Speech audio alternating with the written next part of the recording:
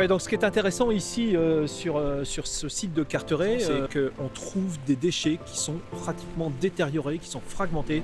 C'est donc des déchets qui sont depuis très longtemps dans la mer. Alors c'est tout à fait intéressant parce que c'est différent des macro-déchets qu'on trouve dans d'autres lieux comme le reste de la côte normande.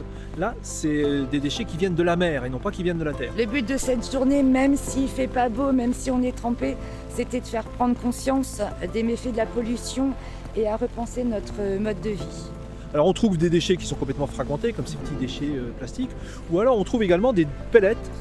Ce sont des petites billes de plastique qui sont en fait à l'origine de la fabrication des objets plastiques. C'est tout simplement la matière qui sort de la raffinerie et qui va être destinée à des usines de fabrication d'objets.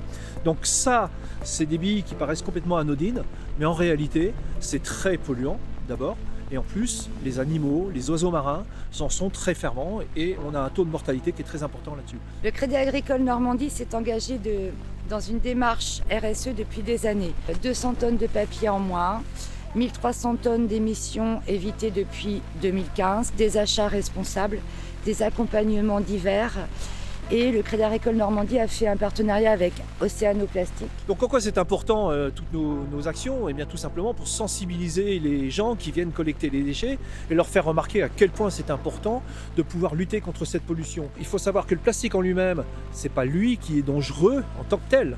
C'est tous les additifs qu'on y met et qu'on retrouve auprès de tous les organismes marins à partir du plancton et toute la chaîne alimentaire. Qu'est-ce que vous avez comme idée pour pouvoir arrêter tout ça?